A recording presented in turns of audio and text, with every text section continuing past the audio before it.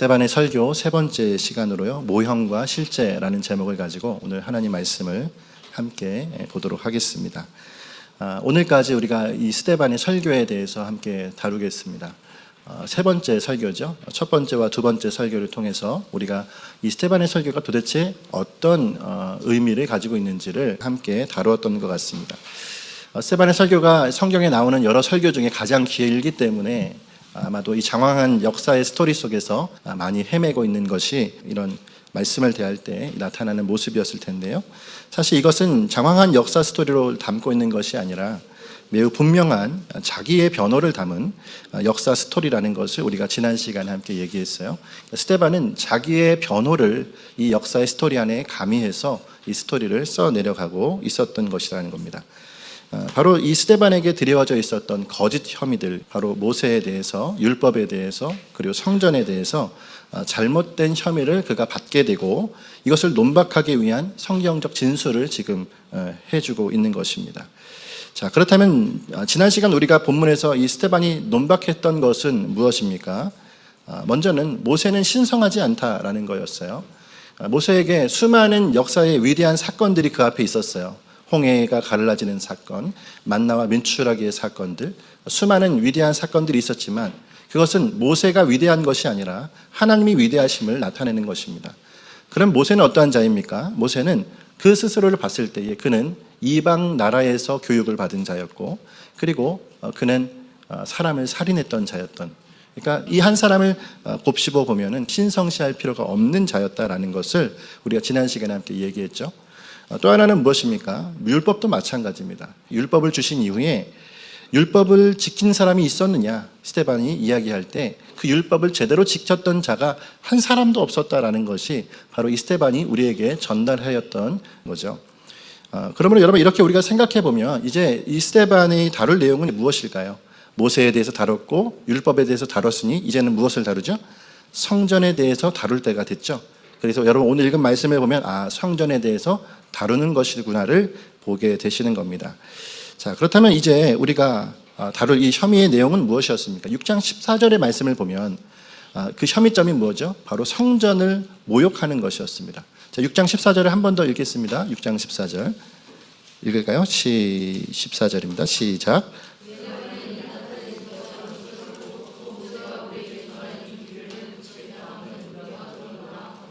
아멘. 자, 이 말씀에서 나사렛 예수가 이 곳을 헐고라고 할 때 이곳이 어디죠? 성전이죠.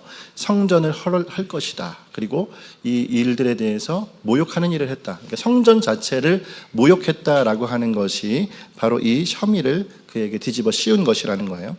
자, 중요한 건 이미 우리는 이 스데반이 자신의 이 혐의를 반박하는 과정에서 그가 취한 태도를 기억할 수 있습니다. 어떤 태도입니까? 논리적 진술을 하지 않아요. 그냥 짤막한 자기 변호만 하는 것이 아니라 역사적 진술을 통해서 관점을 바꿔주고 있습니다. 지금 이들의 관점은 어떤 관점이죠? 모세 중심의 관점, 성전 중심의 관점이에요. 성전이 신성시되었고 모세가 신성시되었던 것이 이들의 관점이었던 거죠. 그렇기 때문에 스데반의 시도는 지금 무엇입니까? 모세에게 드려있던 포장을 벗겨내는 것이었고 율법으로 올감했던 이 정죄의 프레임을 또한 벗겨내는 것이 그의 시도였어요. 무엇으로요? 모세를 중심의 역사관에서 이제는 하나님 중심의 역사관으로 보게 하므로 하나님께서 이 모든 일의 주인공이시지 모세가 아니고 성전이 아니라는 것을 이야기해주고 있는 것입니다. 자, 그렇다면 이제 스데반은 성전을 어떻게 다루겠습니까? 좀 전에 우리가 말했던 것처럼 성전을 신성시해서는 안 된다라고 그가 자신의 입장을 표출할 것을 우리가 짐작할 수가 있죠. 자, 그럼 정말 그럴까요? 한번 보도록 하겠습니다. 48절부터 50절까지의 말씀이 정말 성전을 신성시하지 말라는 말씀인지 한번 볼까요? 시작. 그러나 지극히 높으신 이는 손으로 지은 곳 선지자가 말한 바 우리에게 하늘은 나의 보좌요 땅은 그의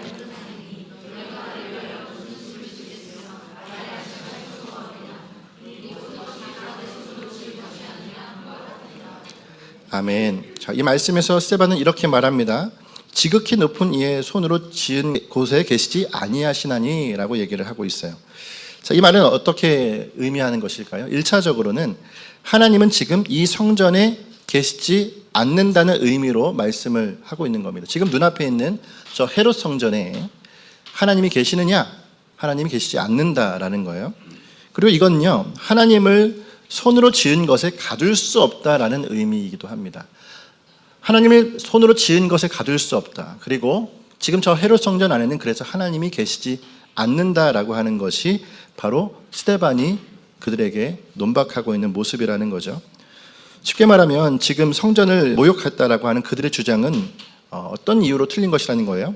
애초에 이 성전에 계시지 않기 때문에 성전을 모욕했다라는 혐의가 성립될 수 없다. 이것이 바로 스데반의 논지라고 하는 겁니다. 자, 근데 여러분 여기서 우리가 좀 생각해 볼 것이 뭡니까? 눈앞에 있는 성전지기들, 눈앞에 대제사장들, 이들이 성전에서 일하는 자들인데 그들 앞에서 이 성전에 계시지 않기 때문이다 라고 말하는 것이 평범한 답변은 아니죠. 매우 자극적인 답변입니다. 이 성전에서 하나님이 계시지 않는다라고 말하는 그의 발언은 매우 자극적이고 매우 큰 어려움을 줄 수 있는 말이다라는 것을 볼 수가 있죠. 근데 여러분, 스데반의 입장에서는 이 말이 얼마나 타당한 말입니까? 자극적일 수 있을지는 모르겠지만 그럼에도 불구하고 이것이 진리이기 때문에 더욱 분명하게 전하고 있는 것이 스데반의 모습이다라는 겁니다. 자, 그러면 정말 스데반의 말이 진리일까요? 아니면 지금 성전에 있는 대제사장의 이야기가 진리일까요? 스데반의 말이 진리인 이유는 성전에 대한 그들의 잘못된 인식을 바로잡고 있기 때문에 그렇습니다. 자, 성전에 대한 바른 인식은 무엇일까요? 성전은 애초에 그들의 모습처럼 장소로 국한되어진 것이 아님을 알아야 한다는 거예요. 쉽게 말해서 성전은 장소의 개념이 아닙니다. 한번 따라할게요. 약속의 개념. 성전은 장소로 가두는 것이 아니라 약속으로 그곳에 자리하시는 것이 성전의 바른 인식이라고 하는 거예요. 바로 하나님은 특정 장소에만 계시는 분이 아니고 약속을 통해서 자리하시는 분이라고 하는 것입니다. 제가 이 말씀을 준비하면서 몇 분의 설교를 같이 또 경청하며 또 들어봤습니다. 준비하면서 다른 분들은 어떻게 이 말씀을 전하시는지. 근데 어떤 분이 이렇게 예화를 쓰시더라고요. 본인도 이 예화를 잘 쓰는 건지는 모르겠지만 이해를 돕기 위해서 이렇게 예화를 쓴대요. 그러면서 이렇게 얘기하십니다. 우리도 어디를 돌아다닐 때에 어디든 갈 수 있지 않습니까? 사람도. 근데 사람이 어디든 갈 수 있지만 사람이 누군가를 만나기 위해서는 무엇을 하죠? 약속을 하죠. 내가 그 자리로 언제까지 갈 테니 그곳에서 만나자 하면은 우리는 뭐예요? 그 자리에서 만나게 되는 겁니다. 결국 하나님이 우리 가운데 하신 일은 그 약속입니다. 내가 너희와 함께 할 테니 그 자리가 우리의 약속의 자리라는 거예요. 그러면 여러분, 성전은 장소의 개념이 아니라 약속의 개념입니다. 하나님께서 우리와 이곳에서 만나기로, 이곳에 거하시기로 하신 약속의 개념이 성전이라고 하는 것입니다. 그런 의미에서 스데반의 성전에 대한 언급에서 우리가 한 가지 특징을 발견할 수가 있어요. 그것은 무엇이냐면 솔로몬 이후의 성전은 비판하고 있지만 그 이전의 성막에 대해서는 비판을 하지 않는다라는 겁니다. 자, 솔로몬 이후의 성전의 이야기는 비판을 하고 있어요. 근데 그 이전의 성막에 대해서는 비판하지 않아요. 자, 44절의 말씀을 한번 볼까요? 44절의 말씀을 시작. 광야에서 우리 조상들에게 증거의 장막이 있었으니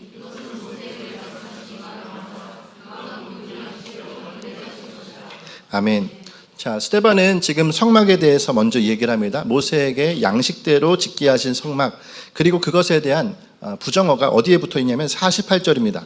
자, 48절은 이렇게 얘기합니다. 그러나 라고 얘기하면서 무엇부터는 그가 비판을 하고 있습니까? 47절의 말씀에 있는 솔로몬이 그에 위하여 집을 지었느니라 이후에부터는 비판을 하고 있어요. 자, 이 얘기는 뭐죠? 지금 솔로몬의 성전 이전의 성막에 대해서는 그가 긍정적으로 표현하고 있는 것이고 솔로몬 성전 이후는 그가 부정적으로 여기고 있는 것입니다. 자, 이것이 지금 스데반이 우리 가운데 지금 설교 중에 얘기하고 있는 바이다라는 거예요. 자, 그렇다면 스데반은 이 성전을 어떻게 전하고 있나요? 좀 전에 44절의 말씀처럼 그 양식대로 만드신 거라고 얘기하고 있습니다. 자, 모세에게 말씀하신 이가 명하여 양식대로 만드신 것이 성막이라고 하는 거예요. 이건 여러분 출애굽기의 말씀에 대한 인용인데요. 출애굽기 26장 30절의 말씀에 하나님께서 모세에게 이렇게 말씀하셨습니다. 한번 앞에 있는 말씀을 읽어볼까요? 시작. 너는 산에서 보인 양식대로 성전을. 아멘. 하나님께서 모세에게 보여주신 대로 그는 성막을 세웠습니다. 그리고 하나님은 이렇게 약속하셨어요. 내가 이 성막에서 너희를 만나겠다라고 하셨다라는 거죠. 다시 말하면 조금 전에 우리가 얘기했습니다. 하나님은 약속에 거하시는 분인 거예요. 우리와 약속하시고 그 자리에 함께 하시겠다고 하면 그 자리에 계시는 것이 하나님의 성막에 또한 성전에서 하시는 일이라고 하는 것입니다. 결국 하나님은 이스라엘과의 약속을 따라서 그들과 함께 거하시겠다고 전하고 있는 것이 이 말씀의 골자라고 하는 거죠. 자, 중요한 건 그럼 여러분 이 하나님의 본심, 이들과 약속한 그 자리에서 거하겠다라고 하신 그 약속이 언제 바뀐 겁니까? 왜 하나님의 본심이 변개되었을까요? 그것은 바로 솔로몬 이후에 사람의 손으로 지은 곳이 되었기 때문입니다. 자, 잘 이해하셔야 됩니다. 성막은 누가 지으신 거죠? 하나님의 양식으로 지었습니다. 근데 솔로몬의 성전을 무엇이라고 얘기하는 것입니까? 사람의 손으로 지은 곳이라고 말하고 있는 거죠. 여러분 왜 이렇게 얘기했을까요? 왜 이렇게 바뀌었냐면 바로 언약을 변개했기 때문에 그래요. 약속을 지키지 않았기 때문에. 솔로몬이 성전을 건축한 양식이 틀렸다는 게 아닙니다. 그것도 하나의 식양을 따라서 건립을 했어요. 근데 중요한 건 무엇이냐면 그 가운데 어떤 틀, 어떤 식양, 측량되어진 것으로 만들었다라는 게 중요한 게 아니라 거기에 담겨 있어야 될 것이 무엇이냐면 하나님과 우리의 언약이다라는 거예요. 약속이다라는 겁니다. 근데 여러분 이스라엘 백성이 이 솔로몬의 성전 이후부터 언약을 버리고 있는 것이다라는 거죠. 자, 여기서 우리가 한번 말씀을 또한 찾아볼 필요가 있는데요. 자, 솔로몬의 성전이 건축되었을 때에 하나님께서 그들에게 약속하신 두 가지 약속이 있습니다. 이 두 가지 약속이 결국 이 이야기예요. 열왕기상 9장 3절의 말씀에 보면 성전에 거하시겠다라는 주님의 약속이 있어요. 9장 3절에 같이 한번 읽어볼까요? 시작. 여호와께서 그들에게 이르시되 내 기도와 내게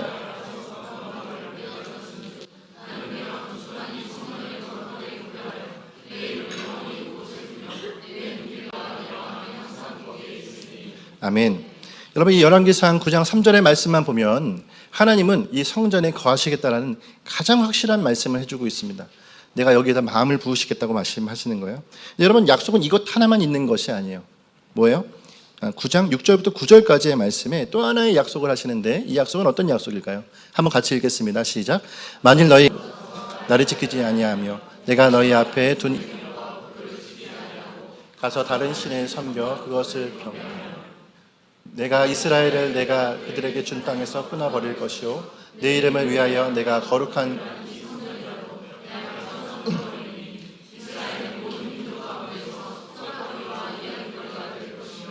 이 성인도 들지라도 지나가는 자마다 놀라며 비웃어 이르되 여호와께서 무슨 까닭으로 이 땅과 이 성전에 이같이 행하였는고 하면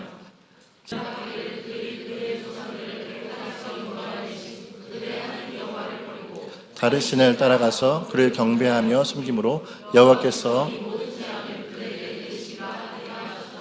아멘. 자, 여러분 솔로몬의 성전이 건축될 때 하나님 두 가지 약속입니다. 하나는 내가 이 성전에 거하겠다라고 하신 약속이에요. 성막에서 말씀하신 것처럼 바로 너희가 나와의 이 약속 가운데 맺어진 체결되어진 이 약속 앞에서 내가 너희를 여기서 만나겠다라고 얘기하셨습니다. 근데 중요한 건 한 가지가 더 있어요. 너희가 나를 떠나면 나는 이 자리에 있을 필요가 없다는 거예요. 너희가 나를 떠나면 나는 이곳에 있을 필요도 없을 뿐더러 이곳은 사람들에게 웃음거리가 될 것이다 라고 말하고 있는 것이 바로 이 말씀의 이야기입니다. 근데 여러분 결국은 어떻게 됐습니까? 솔로몬부터가 그는 젊었을 때는 하나님 앞에 경외하는 모습이었지만 그가 점점 어떻게 변해집니까? 우상 숭배와 이방 여인들을 아내로 삼아서 결국 그의 하나님을 향한 마음들이 떠나버리게 되어지는 것을 보게 되죠. 그러니까 솔로몬 이후로 결국 제9시를 성전을 할 수가 없는 겁니다. 왜요? 약속을 지키시는 하나님께서 하나님을 떠난 왕이 다스리는 그 나라에 함께 하실 이유가 없는 거예요. 지금 스데반이 짚고 있는 것이 바로 그겁니다. 성막까지 하나님께서 그 약속 가운데 주님이 거하셨다라는 거죠. 근데 솔로몬 이후에 그들의 모습은 어떻습니까? 우상 숭배로 하나님은 그 자리에 계시지 않는 모습을 보게 됩니다. 자, 그러한 차원에서 여러분 49절은 무엇을 우리에게 알려주고 있죠? 49절의 말씀 한번 읽어보겠습니다. 시작. 주께서 이르시되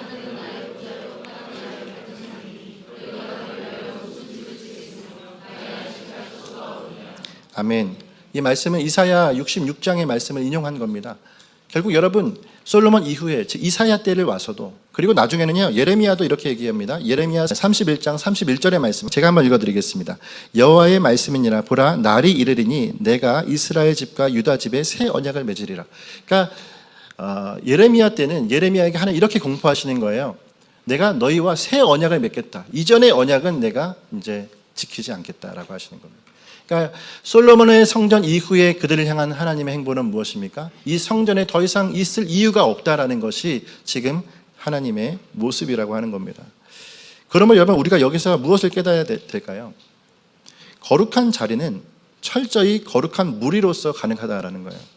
한번 따라할게요. 거룩한 자리는 철저히 거룩한 무리로서 가능합니다.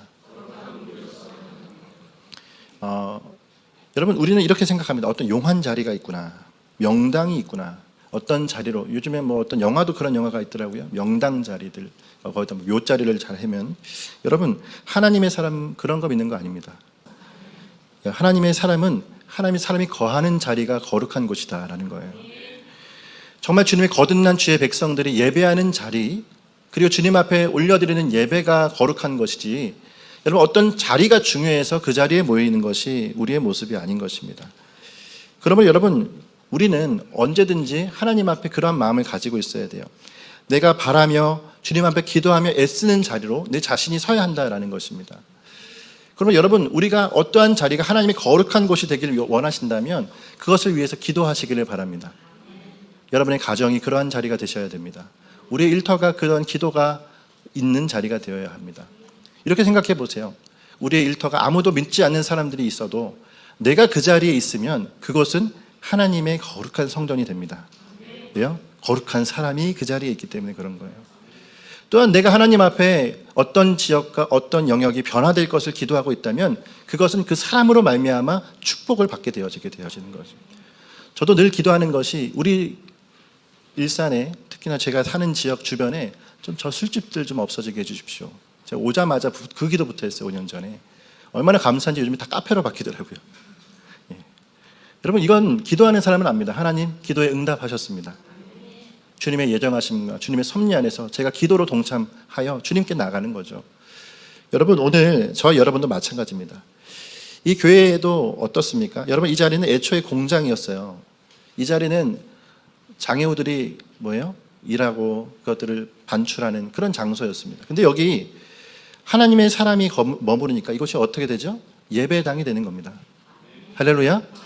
그러면 무엇이 거룩한 자리가 있고 명당 자리가 있고 어느 곳에서 무엇인가 영으로 더 잘 풀리고 하는 것은 아니에요. 하나님의 사람이 그 자리에 있어서 그가 주님 앞에 온전히 예배로 기도로 나가게 되면 그 자리가 하나님의 자리가 되어지는 겁니다. 눈앞에 있는 지금 헤롯 성전은 어떤 모습입니까? 지금 우리가 누가복음을 함께 보고 있죠. 누가복음의 말씀에 지금 어떤 말씀을 우리가 하고 있습니까? 그 자리를 정화시키는 예수님을 볼 수 있어요. 왜 정화시켰습니까? 왜 정화시키셨어요? 매매상들, 비둘기 파는 자들, 환전상들이 그 자리에 있는 거죠. 자신의 이익에 몰두되어 성립되어 있는 하나님의 성전으로서의 기능은 상실해버린 성전이 눈앞에 있는데, 여러분, 그곳에 하나님이 계신다고요? 아니요. 스데반은 용납될 수 없는 것이다 라는 거예요. 그러므로 여러분, 오늘 우리가 있는 이 자리는 누군가에게는 예배당이지만 누군가에게는 영업장이 될 수도 있는 겁니다. 오늘 꼭 우리가 기억해야 합니다. 여러분, 이곳이, 오늘 이 자리가 여러분에게 영업장이십니까? 아니면 예배자로 예배당을 오신 것이겠습니까? 마음속에 영업하시지 마세요. 나의 이익을 위해서, 나의 유익을 위해서, 나 자신을 위해서 나가는 곳이면 여러분, 이곳은 영업장이에요, 여러분의. 근데 여러분, 이곳은 영업장이 되어서는 안 되는 줄 믿습니다. 주님을 온전히 예배하는 자의 모습으로, 그러한 예배자의 자리로 달려가는 오늘 저와 여러분 되시기를 간절히 소망합니다. 한편 여러분, 오늘 이 말씀은 스데반이 언급했지만 매우 신학적으로 중요한 의미를 가지고 있습니다. 왜냐하면 이후에 히브리서의 말씀에서 같은 이 말씀을 우주적 성막으로 묘사하고 있기 때문에 그래요. 여러분 한번 보시겠어요? 히브리서 8장 5절 말씀을 한번 보도록 하겠습니다. 히브리서 8장 5절 말씀 읽겠습니다. 시작. 그들이 섬기는 것은 하늘에 있는 것이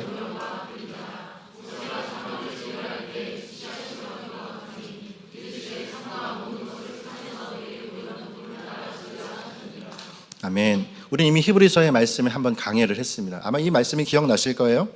뭐죠? 하나님 우리 가운데 우주적 성막, 그러니까 우리의 눈으로는 감히, 우리의 생각으로는 감히 상상할 수 없는 그 크신 성막을 가지고 계신 분이라는 거예요. 근데 여러분, 이걸 우리 가운데 어떻게 보여주셨습니까? 바로 모세에게 모형으로 보여주셨다. 자, 시내산 위에서 하나님께서 모세에게 알려주신 저 양식과 식양은 무엇이냐? 바로 그 우주적 성막에 대한 모형이지 그것이 실제가 아니라는 거예요. 자, 모형과 실제는 구분되어야 합니다. 모세 중심적인 역사관을 가졌던 자들에게는 이스라엘 역사 안에서 바로 모세의 그 성막이 실제라고 생각했겠죠. 근데 여러분, 이건 실제가 아니에요. 모형입니다. 왜요? 하나님은 실제하는 것으로 모형을 만드셨기 때문에 그렇습니다. 근데 왜 모형을 만들었죠? 이 모형을 보면서 나와 함께 있음을 늘 기억하고 함께 그 은혜 가운데로 나가게 하시는 하나님의 조치이다라는 사실이에요. 그러므로 여러분, 이 히브리서 기자가 말하고 있는 바는 스데반이 말하고 있는 것과 동일합니다. 얼마나 말씀이 오묘합니까? 스데반이 사도행전의 말씀에 말하고 있는 것이 이후에 히브리서의 기자가 스데반이 아니에요. 스데반은 곧 순교하게 되어지죠. 근데 전혀 다른 누군가가 똑같은 이야기를 하고 있어요. 왜요? 말씀을 보는 관점이 바로 이것이기 때문입니다. 하나님은 우리 가운데 우주적 성막을 가지고 계시고 그것을 구약의 말씀에서 모형으로 주셨고 이제 우리는 그 성막의 대제사장 되시는 예수 그리스도를 믿음으로 말미암아 그 주님과 함께 나가게 되어짐에 이 복음을 우리 가운데 알게 하신다라는 사실입니다. 그러므로 여러분, 결국 무엇이죠? 모세나 율법이나 성막 모두 모형이지 이것이 신성시 되어서는 안 된다라는 것이 이 말씀의 이야기라고 하는 거예요. 자, 그렇다면 이제 이 스데반의 말씀의 결론이 있겠죠. 바로 설교의 결론은 무엇입니까? 이 모형들은 무엇을 가리키고 있는가를 마지막에 결론적으로 이야기해주고 있어요. 자, 51절부터 53절을 같이 한번 읽어볼까요? 51절부터 53절 시작. 목이 곧고 마음의 귀 할례를 받지 못한 사람들이 너희도 너희 조상들과 함께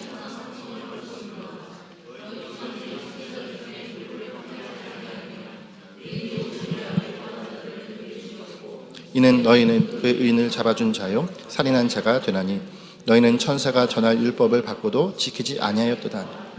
아멘. 자, 이 마지막에 스데반의 이 진술의 요점은 무엇입니까? 구약은 철저히 그리스도를 바라보고 예고하고 있는데 왜 그것을 보지 못하고 있느냐라는 거예요.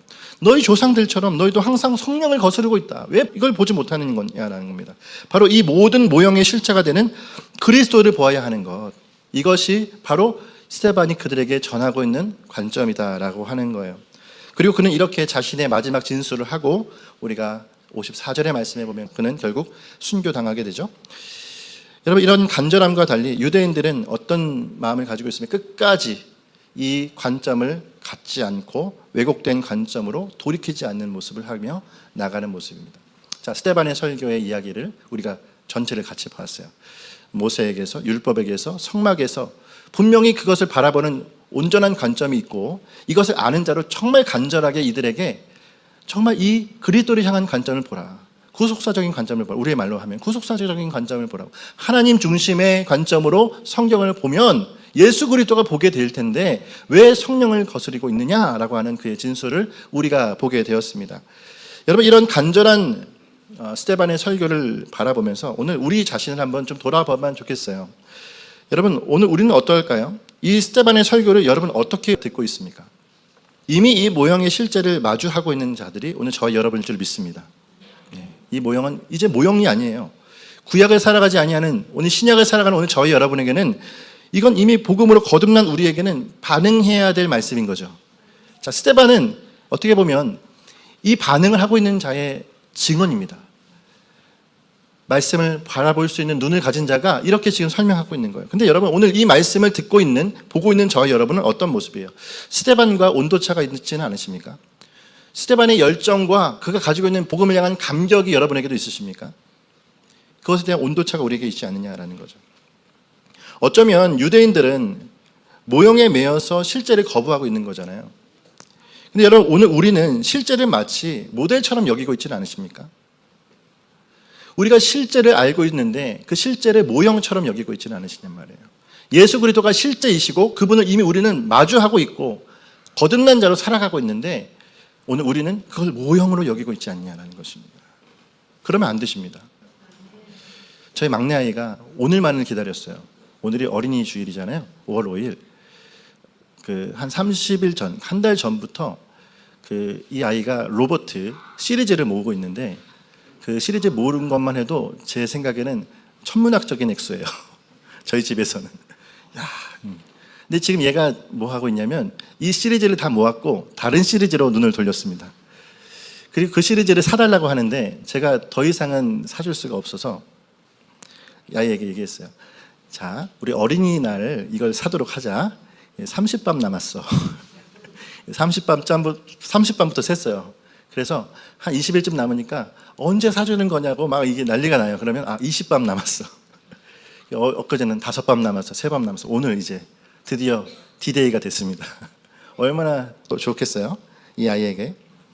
근데 여러분, 이 아이를 보면서 제가 그런 마음이 드는 거예요. 아이의 이 바람이 여러분 복음보다 월등한 것 같다라는 생각인 거예요. 아이의 마음이 복음보다 월등하다니까요. 아이는요, 이 로봇 하나를 가지려고 30밤부터 새는 거예요. 그날만은 기다리는 겁니다. 야, 이 프라모델 하나, 조그마한 로봇, 이거 뭐 움직이지도 않는 거예요. 뭐 사람이 만들어봤자 얼마나 잘 만들었겠어요. 여러분, 이거 하나 그냥 얻기 위해서 몇 날 며칠을 이 아이, 그러니까 어린아이도 본성적으로 얼마나, 여러분, 비진리와 실제되지 않은 것에도 이렇게 혈안이 되어서 나간단 말입니다. 오늘 저와 여러분, 예수 그리스도가 여러분에게는 어떤 분이십니까? 단지 프라모델 하나 얻으려고 하는 이 아이의 노력과 이 아이의 마음, 바램보다 정말 여러분, 오늘 저와 여러분에게 월등한 것이 주님이십니까? 혹시 어른 프라모델 갖고 싶으신 거 아니에요? 여러분, 오늘 우리의 모습을 돌아보자니까요. 저 집을 사기 위해서 몇 날 며칠 내가 기대하고 기도하고 바라보고 드디어 샀다. 저 직장에서 내가 승진하기 위해서 이 일을 이처럼 수고하여서 결국 내가 그 자리에 올랐다. 세상의 일에 있어서는 얼마나 우리가 바라고 원하고 기도하고 있는지. 근데 정말 여러분, 우리에게 이미 주신 복음 앞에서는 여러분, 오늘 우리는 어떤 모습이냐 말이에요. 예수 그리스도께서 완성한 복음은 그야말로 우리에게요, 전 인격, 전 영역, 전 시점을 아우르는 가장 위대한 사건이십니다. 아멘이십니까? 우리의 모든 인격을, 우리의 모든 존재를, 우리의 모든 영역을 아우르는, 이 모든 시대를 아우르는 가장 최고의 위대한 사건은 그리스도의 십자가 사건이에요. 이 사건을 우리가 마주하고 그 사건을 내 안에 실제로 여기면 여러분, 우리의 삶 자체가 모든 인격을 바꾸시는 주님을 마주하게 되는 겁니다. 그 주님을 바라보면 여러분, 그 월등하신 주님의 일하심 앞에, 우주적 성막을 이제 우리의 심령 가운데 성전으로 모시게 하시는 이 은혜 앞에 오늘 저와 여러분이 있다는데, 여러분, 오늘 우리가 어린아이와 같이 되어지지 않는 것이 아이러니가 아닐까요? 이 어린이 주일에 여러분, 우리는 무엇을 얻길 원하십니까? 우리 어린이들을 축복하는 날일까요? 아니에요. 우리가 주 복음 앞에 어린아이와 같은 자가 되어야 되지 않겠습니까? 정말 주님 앞에, 주님, 내가 그날을 기다립니다. 나와 함께 하시는 그 주님을 기대합니다. 그 주님을 사랑합니다. 여러분, 오늘이 아마 저희 막내에게는 저희 가장 저를 사랑하는 날일 겁니다. 그러지 않겠어요? 우리 아빠 최고라고. 만약에 이때 제가 너 할아버지한테 사달라 그러면 저는 진짜 나쁜 놈이겠죠. 예. 근데 여러분, 정말 저희가 그 사랑을 받을 수 있는데, 근데 주님, 우리에게 그 사랑 받으셔야 되지 않겠어요? 우리 하나님, 우리에게 그 사랑 받으시는 날이 오늘이어야 되지 않겠습니까? 그러므로 오늘 저와 여러분, 이 어린이날, 마치 어린이들이 어린이날을 기다리듯이, 연인들이 기념일을 기다리듯이 오늘 이 사건을 대하시는 저와 여러분이 되시길 바랍니다. 그리스도를 대하시는 우리가 되시길 바랍니다. 이제 말씀을 마치겠습니다. 어린이 주일의 주인공은 누구십니까? 안타깝게도 우리 어린이들이 아니라 예수 그리스도가 이 날의 주인이십니다. 여러분, 어린이의 뜻을 얼마 전에 한 분이 이렇게 카드 뉴스로 올려주셨어요. 어린이는 어리지만 엄연한 사람이라는 뜻이래요. 방정환 선생이 이렇게 이야기했다고 합니다. 당시에 너무 아이들을 하찮게 여기고 이 아이들에게 멸시하고 새끼라는 말을 그냥 밥 먹듯이 쓰고 그렇게 하는 모습 때문에 이렇게 정의를 내렸어요. 어린이는 엄연한 사람이다. 어리지만 엄연한 사람이다. 이것이 어린이의 뜻이라고 합니다. 여러분, 이 얘기는 결국 뭡니까? 하나의 인격체로서 그리스도를 따를 수 있는 자가 우리 어린이들이에요. 이 어린이들이 그리스도를 따라갈 수 있습니다. 오늘 우리는 이들의 마음이 복음의 씨앗이 심겨지도록 기도하는 자들이 됐으면 좋겠습니다. 또한 그것으로 끝날 것이 아니에요. 더 이상 모형이 아니라 실제 되신 생명 앞에 오늘 어린아이와 같이 저와 여러분이 함께 거하는 모습이 되시길 간절히 소망합니다.